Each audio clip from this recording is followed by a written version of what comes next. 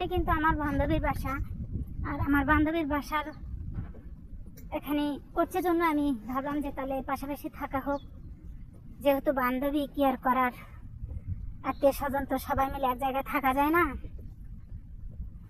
ওই জন্য ভাবলাম যে বান্ধবীর সাথেই নেওয়া হোক। বান্ধবী 2-3 বছর আগে বাড়ি করছে এখানে, তো সেই বান্ধবীর খোঁজের মানে ওই বান্ধবীটাই খোঁজ দিচ্ছে আমাকে এই জায়গার। তো শহরের জায়গাটা যে এত দাম, এত পরিমাণ দাম বেড়ে যাচ্ছে ভাবাই যাচ্ছে না।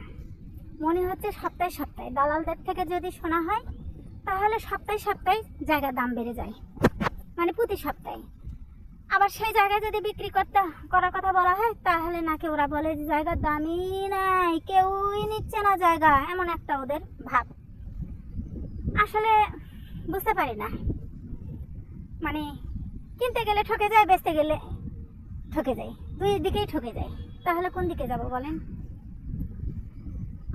এমন অবস্থা যে এক টুকরো জায়গার দাম মনে হয় হীরার চেয়ে বেশি দাম, এক টুকরো। তো শহরের জায়গা এত পরিমাণ দাম বেড়ে যাচ্ছে। বাড়িতে আমাদের প্রচুর জায়গা আছে, বাড়ি ঘরে ইনশাল্লাহ সমস্যা নেই।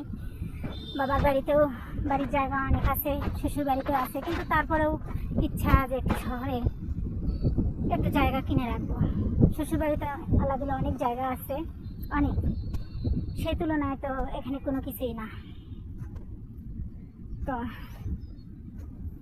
আমি কিন্তু আরেকটা কথা, আমি কিন্তু এই জায়গাটুকু কিনছি আমার স্বর্ণ বিক্রি করে। আমার স্বর্ণ ছিল, সেই স্বর্ণ বিক্রি করে আমি এই জায়গাটা কিনছি। তাদেরকে সেই কাজটা আমি ঠিক করছি। বলেন তো, জায়গার দাম বেশি হবে না স্বর্ণের দাম বেশি হবে?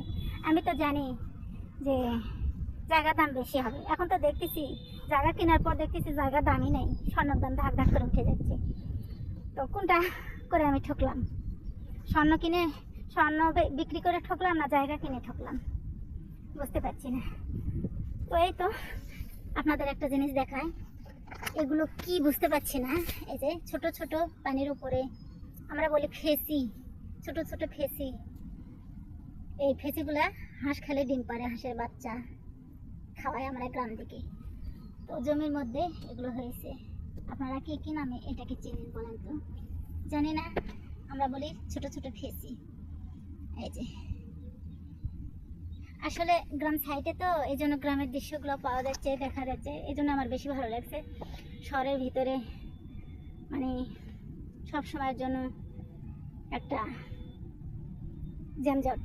আর শহরের সাইডে একদিকে শহর, একদিকে মানে গ্রাম, পাশাপাশি আমার জমিটা কেনা হয়েছে, কারণ দুইটার সুগন্ধিটাই আমি পাই। তো এই তো আমার বান্ধবীর বাসায় আমি চলে যাচ্ছি, দেখা যাক ওই কি করে, কি করতেছে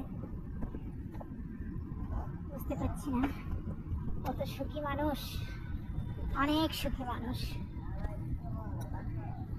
ওর কাজ নেই, কাম নেই, কাজের মেয়েরা সব কাজ করে আর পায়ের পর পা তুলে দিয়ে খায়, সারাদিন বসে বসে ঘুমায়। এই হচ্ছে আমার বান্ধবীর বাসা।